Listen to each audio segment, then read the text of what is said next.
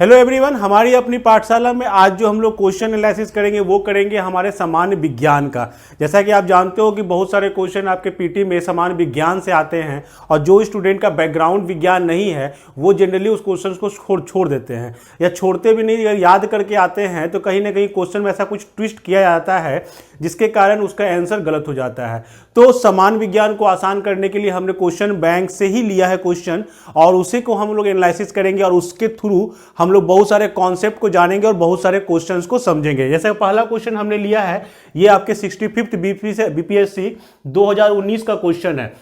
इसमें क्वेश्चन पूछा गया था दाब का मात्रक क्या है। तो ये सेक्शन है आपके फिजिक्स का, आपका यूनिट एंड डायमेंशन मात्रक, जिसमें हम लोग पढ़ते हैं इकाइयों को कि जितने भी फिजिकल क्वांटिटी, जो भी क्वांटिटी आप जानते हो फिजिक्स में, वो जैसे चाहे वो बल रहे, चाहे दाब रहे, चाहे आपका गति रहे, वेग, जो भी हो उसका हम लोग मात्रक को निकालना सीखते हैं। उसी से ये क्वेश्चन पूछा गया था, दाब का मात्रक क्या है। दो क्वेश्चन यहां पे लिखा हुआ है, ध्यान से समझो। ये क्वेश्चन 2019 का है और जो सेकेंड क्वेश्चन है ये बीपीएससी 2018 का क्वेश्चन है। ध्यान से देखो दोनों क्वेश्चन को, एक ही क्वेश्चन को दो बार पूछा गया। इसीलिए हम कहते हैं बार बार कि क्वेश्चन बैंक को आप पढ़ें। पढ़ने का जो तरीका हम लोग आपको बता रहे हैं उस तरीके से पढ़ें, आपको हमेशा वह फायदा देगा। जैसा कि हमने अपने पुराने सेक्शन में इकोनॉमिक्स के क्वेश्चंस को डील किया था, उसके पहले हमने हिस्ट्री को डील किया था, उसके पहले पॉलिटी वाला सेक्शन चला था। तो क्वेश्चन पेपर को पढ़ने का तरीका, मेन तरीका यहीं पर आपको समझना है। ध्यान से देखो इस वीडियो को, बहुत फायदेमंद होगा ये आपके एग्जामिनेशन और पीटी के लिए। आपका नंबर ऑफ क्वेश्चन जो होगा हमेशा वो बढ़ जाएगा। जैसे क्वेश्चन था दाब का मात्रक क्या है, तो सबसे पहले समझना चाहिए इस क्वेश्चन में कि मात्रक निकलता कैसे है। मात्रक निकालने का जो तरीका होता है वो सिंपली होता है उसके फॉर्मूला से। तो इस तरह के क्वेश्चंस को क्लियर करने के लिए आपके पास छोटा सा एक कॉन्सेप्ट होना चाहिए। क्वेश्चन का कॉन्सेप्ट क्या रहता है कि आपको मात्रक निकालना आना चाहिए।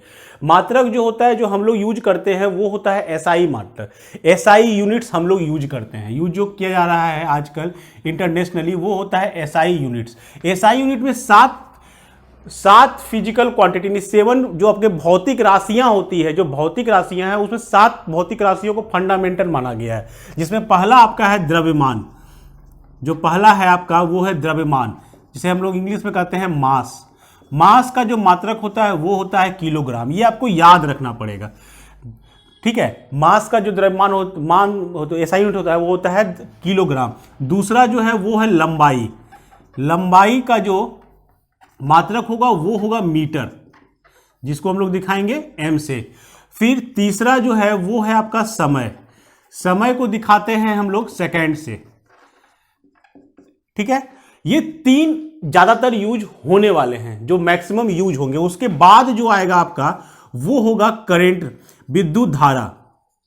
विद्युत धारा का जो मात्रक होता है वो होता है एम्पियर।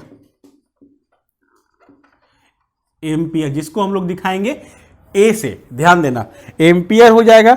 उसके बाद जो हो जाएगा वो हो जाएगा ताप, टेम्परेचर, जिसको दिखाया जाता है केल्विन से, के। उसके बाद जो है वो कहलाता है ज्योति तीव्रता, इसे दिखाया जाता है कैंडेला से। ये सब आपको ज्यादा यूज में नहीं आएगा, फिर भी अगर कभी क्वेश्चन ये पूछ दे कि मात्रक एसआई यूनिट मूलतः है कितने, तो वो है 7। और बोल सकता है कि बताओ इसमें से कौन आपका फंडामेंटल यूनिट नहीं है, तो ज्योति तीव्रता हो गया आपका कैंडेला। और लास्ट हो जाता है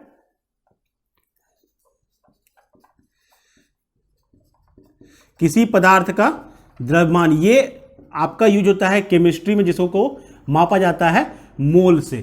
तो 7 तरह के यूनिट। अब मान लो कि निकालना हो हमको किसी का, जैसे मान लो क्वेश्चन पूछ दिया कि बल का मात्रक क्या होगा, बल का मात्रक क्या होगा, तो आपको बल का फॉर्मूला आना चाहिए, ठीक है। स्टार्ट अगर छोटा सा ले लो तो बहुत फायदेमंद रहेगा। सबसे पहले हम लोग समझेंगे यहां पर दूरी।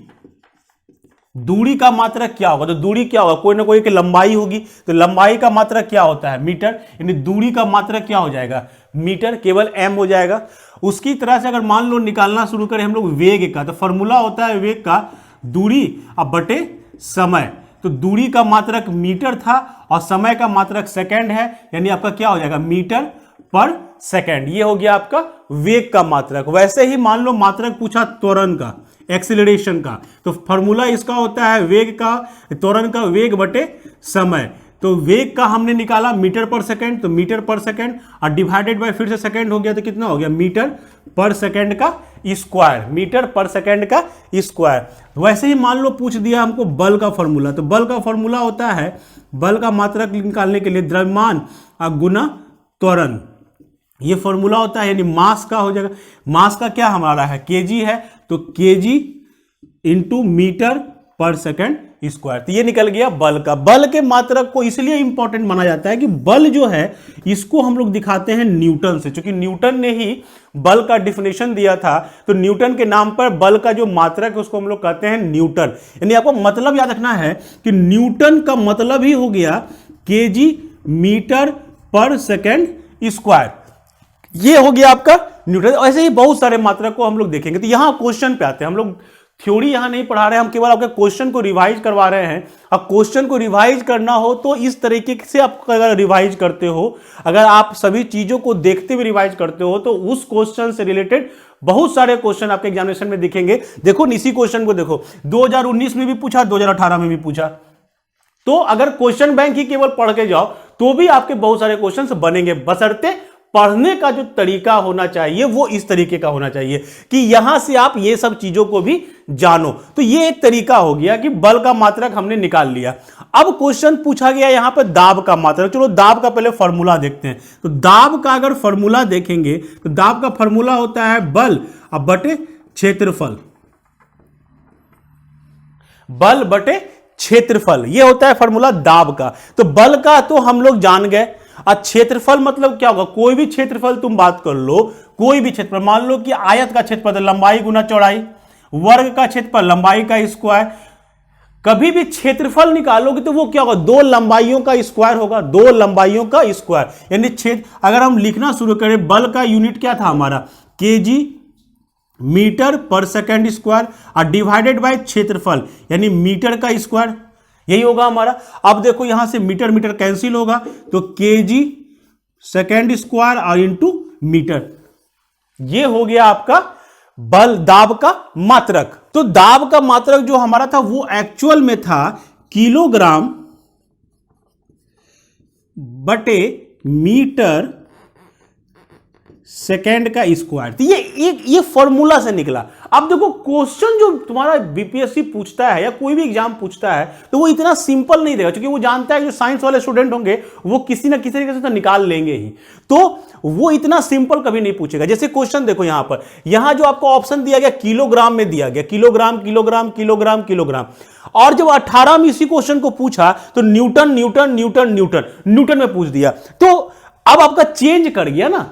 जैसे इसको अगर हम इस फॉर्मूले को गौर से देखें तो बल बटे क्षेत्रफल, ये मेरा फॉर्मूला था, तो बल का मात्रक हमने क्या निकाला था, यहां पर न्यूटन निकाला था। तो यहां से क्या हो जाएगा, न्यूटन डिवाइडेड बाय क्षेत्रफल यानी मीटर का स्क्वायर, तो न्यूटन न्यूटन बटे वर्ग मीटर, यही ना है आपका, न्यूटन बटे वर्ग मीटर। तो ये आपका आंसर सही हो जाएगा। बट जब 19 में इसी क्वेश्चन को पूछा गया तो न्यूटन का यूज नहीं किया गया, न्यूटन का यूज ही नहीं किया गया। यूज किसका किया गया, यूज किया गया केजी का, मतलब फंडामेंटल यूनिट्स का यूज कर दिया गया। फंडामेंटल यूनिट्स में जो था आपका केजी मीटर सेकंड, इसका यूज किया। न्यूटन तो आपका फंडामेंटल यूनिट है नहीं, न्यूटन तो इसके आधार पर न्यूटन निकला। तो क्वेश्चन आपसे कहीं से भी पूछ सकता है। जब क्वेश्चन बैंक पढ़ो तो आपको इसके पीछे का कॉन्सेप्ट पता होना चाहिए। केवल इसका आंसर अगर कोई लड़का रट गया होगा 2018 में, 18 मान लो क्वेश्चन बैंक को लड़का पढ़ा होगा और वो इसको रट गया कि चलो दाब का इकाई क्या होता है, तो न्यूटन बटे वर्ग मीटर, ये हम रट गए, हमको याद हो गया। 2019 में वो लड़का एग्जाम देने बैठा, अब फिर वही क्वेश्चन पूछा गया, क्या ये जो रट के गया था वो इसमें जवाब दे पाएगा? नहीं दे पाएगा, कभी जवाब नहीं दे पाएगा। इसीलिए जवाब देने के लिए, इसीलिए बोलते हैं क्वेश्चन बैंक को जब भी पढ़ो तो उसके पीछे के कॉन्सेप्ट के साथ पढ़ो। तो इस क्वेश्चन में अगर मिलाएं हम तो हमारा ये है एक्चुअल में दाब का मात्रक, जो यहां पे किसी में नहीं है। सो इसका आंसर क्या यहां हो जाएगा, उपयुक्त में से कोई नहीं, उपयुक्त में से एक से अधिक, ये आपका कोई नहीं वाला ऑप्शन सही हो जाएगा। अब इसी क्वेश्चन को थोड़ा सा और इलोबरेट करते हैं। यहां से उल्टा चलो, अगर यूनिट दिया हुआ है तो क्या उससे हम कोई फिजिकल क्वांटिटी, भौतिक राशि निकाल सकते हैं? जैसे कि ये तो हो गया न्यूटन, यहां से अगर देखो तो न्यूटन अब बटे मीटर स्क्वायर, न्यूटन किसका मात्रक था भाई? तो बल का मात्रक था। अब बटे क्या था? मीटर स्क्वायर, यानी कि क्षेत्रफल था। तो ये कहलाया मेरा दाब। यहां तक तो हम जान गए।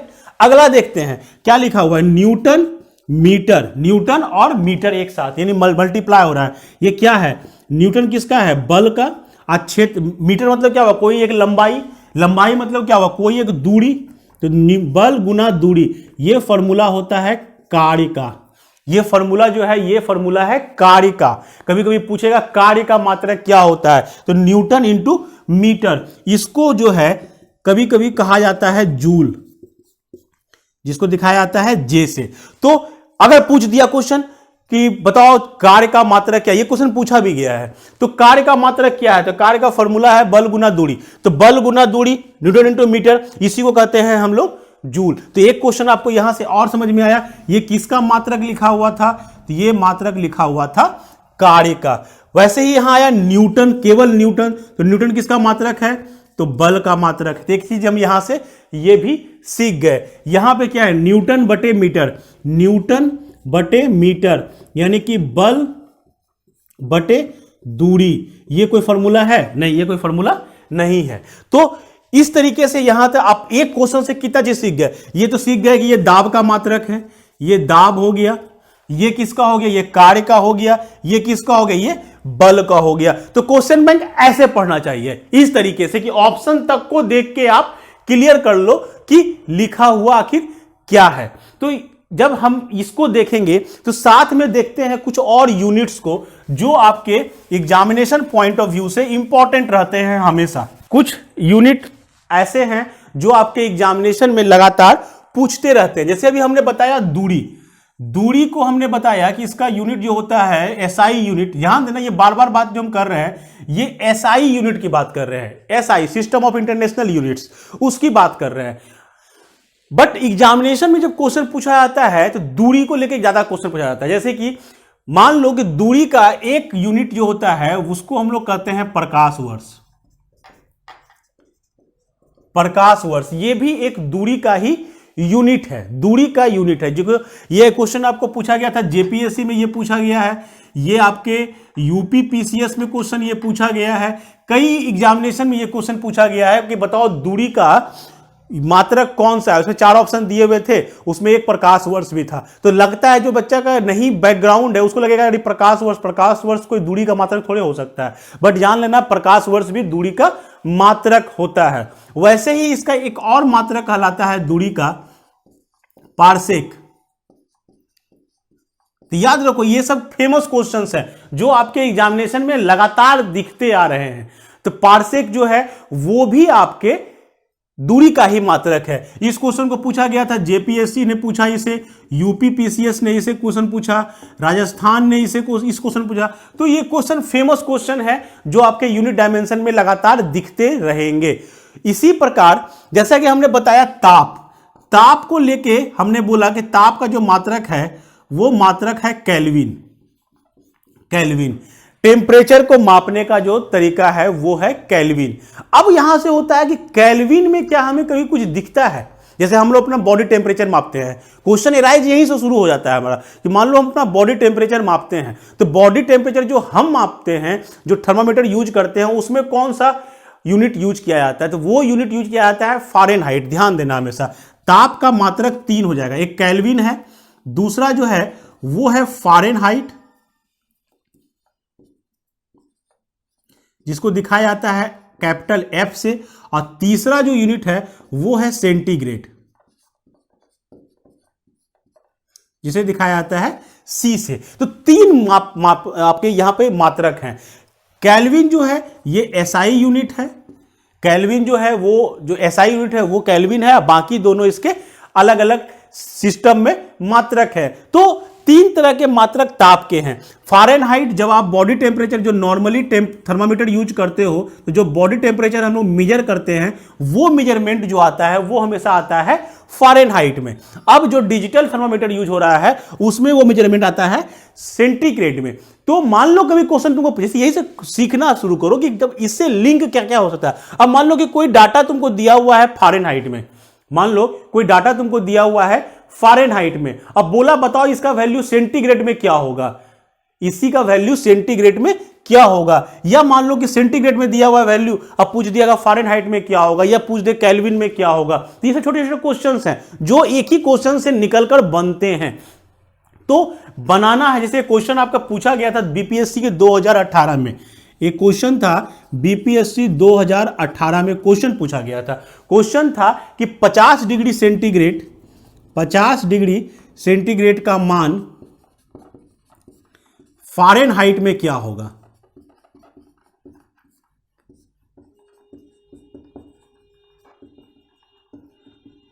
तो देखो हम एक क्वेश्चन से हम लोग अगर बढ़ना शुरू करें, देखो सभी क्वेश्चन एक दूसरे से लिंक मिल रहे हैं। तो पढ़ो इस तरीके से क्वेश्चन बैंक को कि उससे जुड़े हुए सभी चीजों को आप समझ सको। तो इसमें ऑप्शन भी दिए हुए थे, बहुत सारे ऑप्शन, जब 4 ऑप्शन दिए हुए थे, 5 option sorry, 104 degree, 122 degree Fahrenheit, जो सी दिया हुआ था वो दिया हुआ था 100, और डी दिया हुआ था 75 डिग्री फारेनहाइट, और ई एज यूजुअल उपयुक्त में से कोई नहीं या मोर देन 1। तो ये क्वेश्चन था आपका। अब इसी क्वेश्चन को हम लोग यहीं से सीख लें, क्यों नहीं बदलना सीख लें। तो बदलना अगर सीखना चाहते हो तो याद रखो फॉर्मूला बहुत सिंपल सा था, केल्विन बराबर होता है सेंटीग्रेड प्लस 273। एक रिलेशन है ये कि मान लो कि सेंटीग्रेड में कोई टेम्परेचर दिया हुआ है, मान लो दिया हुआ है कि 4 डिग्री सेंटीग्रेड है टेम्परेचर, 4 डिग्री सेंटीग्रेड, और आपसे पूछ दिया बताओ केल्विन में वैल्यू कितना होगा, इसका वैल्यू केल्विन में कितना होगा। तो सेंटीग्रेड में 4 है, आप प्लस में 273 को ऐड कर दो, ये हो जाएगा 277, ये आपका बदल गया केल्विन में। यानी 4 डिग्री जो है वो बराबर किसके होगा, 277 केल्विन के। तो एक तो रिलेशन ये रहा केल्विन और सेंटीग्रेड में। दूसरा रिलेशन जो है सेंटीग्रेड और फारेनहाइट में, वो होता है C/5 equal to F-32 divided by 9। ये एक रिलेशन है सेंटीग्रेड और फारेनहाइट में, कि सेंटीग्रेड को फारेनहाइट या फारेनहाइट को सेंटीग्रेड बदलना हो तो क्या करना होगा। जैसे क्वेश्चन पूछा यहां पर 50 डिग्री सेंटीग्रेड का मान फारेनहाइट में क्या होगा। सी हमको दिया हुआ है, एफ निकालना है, सी कितना दिया हुआ है 50, तो सी का वैल्यू 50 पुट किए, divided by 5 equal to F-32 divided by 9। हमने पुट कर दिया केवल फॉर्मूला। आपको याद क्या रखना है, ये रिलेशन कि सेंटीग्रेड बटे 5 इक्वल टू एफ यानी फारेनहाइट -32 डिवाइडेड बाय 9। तो दो रिलेशन आपको अगर याद रहा तो आप इसमें से किसी को किसी से बदल सकते हो। चेंज करके चलो देख लेते हैं इसको कितना आता है। मल्टीप्लाई करोगे 9 से तो ये 90 हो जाएगा, f -32, so f equal to हो जाएगा 90 प्लस 32, 122 डिग्री फारेनहाइट। आपका ऑप्शन है क्या, हाँ बी ऑप्शन है, तो आपका आंसर यहां पर बी आ गया। तो यूनिट एंड डायमेंशन से क्वेश्चन मिलेंगे आपको। जैसे दूरी में याद रखना है कि प्रकाश वर्ष, पारसेक, ये सारे भी दूरी के ही मात्रक है। वैसे ही ताप का केल्विन, फारेनहाइट, सेंटीग्रेड। तो ये एक तरह का क्वेश्चन था जो आपके एग्जामिनेशन में आया है। नेक्स्ट क्वेश्चन को देख लेते हैं। नेक्स्ट क्वेश्चन लिया हमने बीपीएससी के 2019 से, फिर से क्वेश्चन 65वां क्वेश्चन है। देखो क्वेश्चन इसलिए बार बार दिखा रहे हैं, क्वेश्चन बैंक से तैयारी करने का तो तरीका है वो इसी तरीके का तरीका होता है कि हर्ट्ज में क्या मापा जाता है। ये क्वेश्चन पूछा गया 2019 में, और देखो 18 में भी वही क्वेश्चन पूछा गया था कि आवृत्ति को किस में मापा जाता है। तो अगर क्वेश्चन बैंक भी अगर आप पढ़ लिए हो बहुत बढ़िया से तो आपको एग्जामिनेशन में क्वेश्चन मिलेंगे, दिखेंगे क्वेश्चन वो सारे। तो यहां पे क्वेश्चन जो पूछा गया वो पूछा गया हर्ट्ज में क्या मापा जाता है। तो पहले दिमाग में बैठा लो, हर्ट्ज जो है वो कोई एसआई यूनिट है नहीं, वो यूनिट एसआई नहीं है, वो कहीं ना कहीं से, जैसे कि हमने न्यूटन निकाला कि बल का जो मेरा मात्रक था वो था किलोग्राम मीटर पर सेकंड स्क्वायर, इसको हमने कह दिया न्यूटन। ध्यान से समझो, यही ना था हमारा। वैसे ही अगर हम मान लो कि बात करते हैं वर्क का, तो फोर्स इंटू डिस्प्लेसमेंट, यानी कि इसका हो जाएगा केजी मीटर पर सेकंड स्क्वायर इंटू मीटर, यानी केजी मीटर स्क्वायर पर सेकंड स्क्वायर। ये हो गया आपका वर्क का, कार्य का, जिसको कहा जाता है जूल।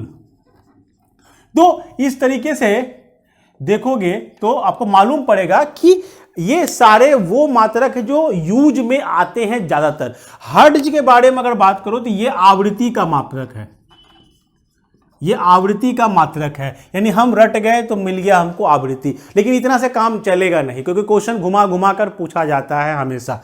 अब आ जाओ आवृत्ति के कॉन्सेप्ट पर, ये होता क्या है।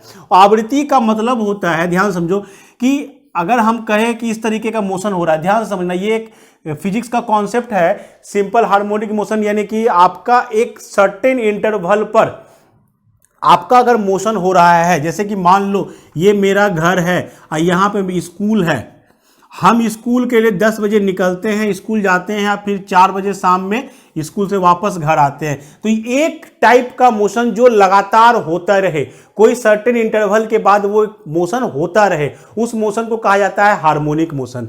तो उस तरह के मोशन का ये एक वर्ड है आवृत्ति। ध्यान से समझ लेना, ये वर्ड जो आता है ये आता है आपके हार्मोनिक आवर्ती मोशन, आवर्ती गति जो होती है उससे आता है। आवृत्ति का मतलब होता है कि कोई ऐसे मान लो कि एक सर्कुलर पाथ है, एक सर्कुलर पाथ में कोई व्यक्ति ए जो है वो एक सर्कल लगाया, 2 चक्कर लगाया, 3 चक्कर लगाया, 4, तो वो अगर लगातार इसमें मूव कर रहा है तो क्या आप पा रहे हो कि सर्टेन एक पॉइंट, जो ये पॉइंट मान लिए ए, इस पॉइंट पे वो बार बार आए जा रहा है, एक सर्टेन इंटरवल के बाद वो वहां पर पहुंच जाता है। जैसे घड़ी की सुइयां, वो एक इंटरवल के बाद उसी जगह पे वापस आती है, वो उसी जगह पे वापस आती है।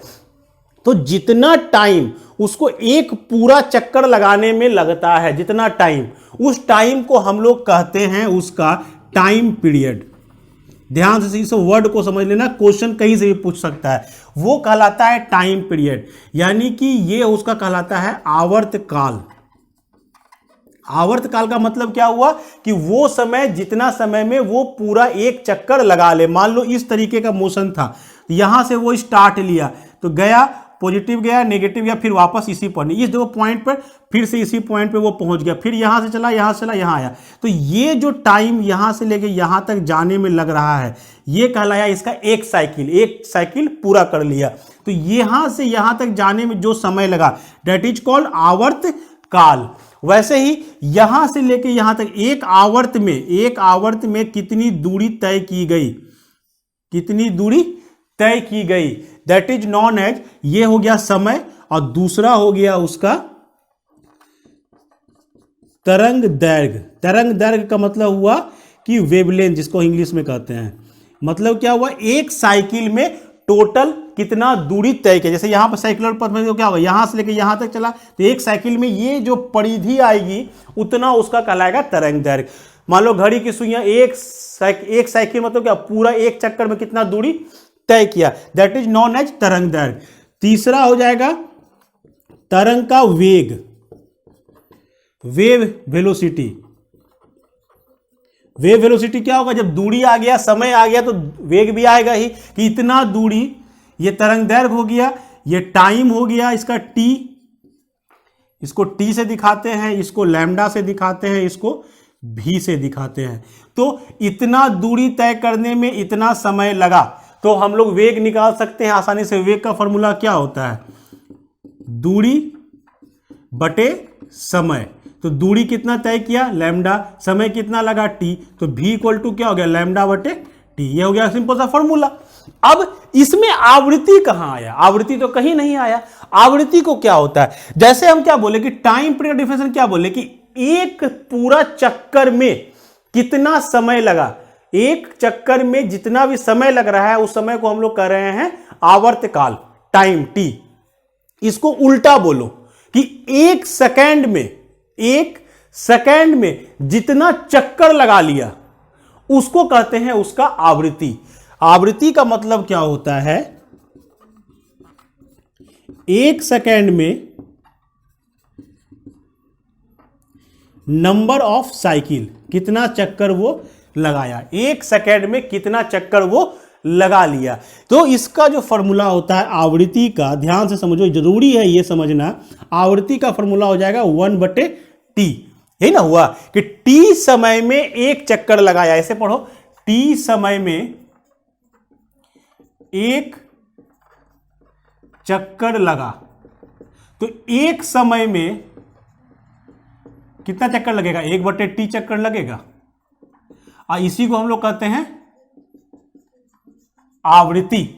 तो 1 सेकेंड में जितना चक्कर लगा दैट इज कॉल्ड आवृत्ति। तो इसका एसआई यूनिट अगर हम बात करें, एसआई यूनिट बात करें, क्योंकि टाइम का यूनिट क्या होगा, सेकेंड होगा, तो एसआई यूनिट अगर बात करें आवृत्ति का तो वो क्या हो जाएगा 1/सेकेंड, यही ना होगा 1/सेकेंड। तो ये है एक्चुअल में इसका मात्रक, मात्रक जो है आवृत्ति का वो है 1/सेकेंड। ध्यान से समझना, कभी कभी ऑप्शन में अगर आपको ये दे देता, मान लो जैसे आवृत्ति को मापा जाता है, हर्ट्ज ना लिख के अगर लिख देता 1/सेकेंड तो आप फंस जाते। इसी 1/सेकेंड को कहा जाता है हर्ट्ज। ध्यान से समझ लो, यानी हर्ट्ज का मतलब ही होता है 1/सेकेंड। तो ये हो गया आपका आवृत्ति का मात्रक, यानी यहां पर आपका ऑप्शन क्या होगा, आवृत्ति का हर्ट्ज हो जाएगा। अब बाकी चीजों को देख लेते हैं, तो इसका कॉन्सेप्ट हो गया, आवृत्ति का कॉन्सेप्ट हो गया। अब अपने ऑप्शन को देखना शुरू करते हैं। ऑप्शन में पहला तो मिल गया हमको, इसका आंसर ए हो गया। हर्ट्ज में क्या मापा जाता है, तो आवृत्ति को मापा जाता है। दूसरा जो है वो है ऊर्जा। ऊर्जा को किस में मापा जाता है, इसका यूनिट आपको तुरंत पता होना चाहिए। ऊर्जा का यूनिट क्या होगा, तो ऊर्जा का यूनिट हो जाएगा जूल। ध्यान से समझना, कार्य करने की क्षमता को ऊर्जा कहते हैं, यानी जो यूनिट कार्य का है वही यूनिट उस ऊर्जा का भी है। तो यहां पर जूल जो है, जूल को और क्लियर करोगे तभी हम लोग निकाल सकते थे कि ये हो जाएगा फॉर्मूला आपका किलोग्राम मीटर, या ऐसे लिखो पर सेकेंड स्क्वायर। तो ये हो जाएगा ऊर्जा का, जूल भी कह सकते हैं इसको हम लोग। और इसमें अगर एसआई यूनिट में बात करें तो कीजी, कैसे फॉर्मूला आया, फोर्स इंटू डिस्प्लेसमेंट। फोर्स का फॉर्मूला हम जानते थे mass into acceleration into displacement, तो केजी, और एक्सेलरेशन का हो जाएगा मीटर पर सेकेंड, और 1 सेकेंड सॉरी दूरी यहां पर मीटर पर सेकेंड स्क्वायर और मीटर स्क्वायर, यानी हो जाएगा आपका केजी मीटर स्क्वायर पर सेकेंड स्क्वायर। तो ये हो गया ऊर्जा का, हो गया जूल। ऊष्मा का भी आप कहोगे जूल होता है, लेकिन ऊष्मा का एक यूनिट और होता है that is called calorie. Calorie general भाषा में यूज किया जाता है कैलोरी। तो ऊष्मा का 2 यूनिट आपको याद रखना है, एक हो गया जूल, एक हो गया कैलोरी। गुणवत्ता नाम का कोई चीज होता नहीं है। वैसे ही उल्टा बात करो, आवृत्ति को मापा जाता है हर्ट्ज में, तो मेरा आंसर हो गया मीटर/सेकेंड। मीटर/सेकेंड ये किसका होगा, देखो तो मीटर तरंग दैर्घ्य। ध्यान से समझो, तरंग दैर्घ्य क्या है, एक दूरी है, तो मीटर हो गया, और समय सेकेंड हो गया। तो ये किसका है, ये हो गया आपका वेग का है, ये यूनिट। वैसे यहां पर रेडियन, रेडियन जो होता है वो कोण को मापा जाता है, समतल कोण को। समतल कोण जो हम लोग एंगल निकालते हैं 90 डिग्री, ये कहलाते हैं 90 डिग्री, ये हो गया 60 डिग्री। तो ये डिग्री में है, ये डिग्री यूनिट में है। बट एसआई यूनिट जो होता है वो एंगल का होता है रेडियन। तो यहां पर समतल कोण का एसआई यूनिट, समतल कोण का एसआई यूनिट है रेडियन का। ध्यान से समझ लो, तो रेडियन में क्या मापा जाता है, कोण को। वाट, वाट मापा जाता है। वाट जो है वो यूज किया जाता है बहुत जगह पर। सिंपल समझ लो, वाट यूज किया जाएगा पावर, शक्ति के लिए, पावर के लिए वाट यूज किया जाएगा। कार्य करने का जो आपका क्षमता शक्ति होता है, शक्ति का एसआई यूनिट हो जाता है वाट। तो इस तरीके से आप देखोगे कि बहुत सारे क्वेश्चंस को हमने 2 क्वेश्चन से, 2 नहीं 4 क्वेश्चन से समझा। वैसे एक यूनिट और मिलेगा आपको, ये मिलेगा एंगस्ट्रम। एंगस्ट्रम जो है वो यूज होता है इसके लिए, तरंग दैर्घ्य की दूरी के लिए। तो दूरी के लिए तो हम जान ही रहे हैं मीटर होता है, बट जब बहुत छोटा दूरी होता है, बहुत छोटा दूरी, तो उसके लिए यूज किया जाता है दूरी के लिए, जैसे हमने बताया था प्रकाश वर्ष या पारसेक, ये बहुत बड़ी दूरी के लिए यूज किया जाता है। वैसे ही बहुत छोटा के लिए यूज करते हैं, वो यूज करते हैं हम लोग एंगस्ट्रम का। एक एंगस्ट्रम का मतलब होता है, इसको दिखाते हैं इस तरह से, ए पर डिग्री बना दिया जाता है। ये होता है 10⁻⁻10 मीटर। तो एक बार ये क्वेश्चन भी एग्जाम में आया था, आपका एग्जाम में 2018 में पूछा गया था, बीपीएससी के ही 18 में पूछा गया था कि एंगस्ट्रम जो है वो किसकी इकाई है। तो वो इकाई थी तरंग दैर्घ्य थी। तरंग दैर्घ्य मतलब क्या हुआ कि तरंग दैर्घ्य क्या है, दूरी है, वो एक्चुअल में दूरी का इकाई है। तो एंगस्ट्रम जो है वो यूज हुआ था इस लैम्डा के लिए, इसके लिए इसको मापा जाएगा एंगस्ट्रम में, ए। तो ये 2018 में आपके बीपीएससी में ही 64th के बीपीएससी में पूछा गया था। तो देखो गौर से, अगर हम क्वेश्चन बैंक पढ़ते इस तरीके से 18 वाला, तो क्या होता, ये क्वेश्चन तो हम जान ही गए, ये भी क्वेश्चन हम जान गए, उसके बाद ये क्वेश्चन भी हम सीख गए।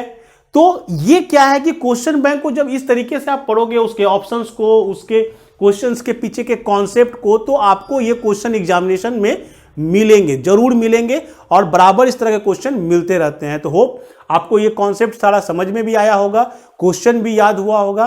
तो इसी तरह के क्लासेज लगातार हमारे इस सेशन में चल रहा है, जो 66 बीपीएससी के पीटी को ध्यान में रखकर, चूंकि समय बहुत कम है और जब समय कम रहे तो इस तरीके से पढ़ना चाहिए। हम लोग आपको पूरा एक सेट बनाकर कि उसका पीछे का कॉन्सेप्ट, उससे रिलेटेड क्वेश्चंस और उससे क्या क्या क्वेश्चन बन सकते हैं, वो सारा आपको एक स्पॉट पे लाकर दे रहे हैं, जो आपके लिए कम समय में अधिक से अधिक चीजों को जमा करने में मददगार होगा। और इसको अगर इस तरीके से पढ़ोगे तो आपको एग्जामिनेशन में बहुत सारे क्वेश्चन में अटेम्प्ट लेने में मदद मिलेगी। होप आपको क्लास अच्छा लगा होगा। अगर अच्छा लगा हो तो इसको लाइक कर लो, थोड़ा शेयर कर दो, मैक्सिमम दोस्तों को बता दो कि इस तरह का क्लास भी चल रहा है, और सब्सक्राइब जरूर कर लो चैनल को, क्योंकि इस तरह के वीडियो, बहुत सारे वीडियो अभी इस चैनल पर आपके एग्जामिनेशन के पहले तक आएंगे। तो चैनल को सब्सक्राइब कर लो, बेल बटन को दबा लो, ताकि आपको इसके नोटिफिकेशन मिलते रहे और आप समय पर ही सारे वीडियो को देख जाओ। Thank you.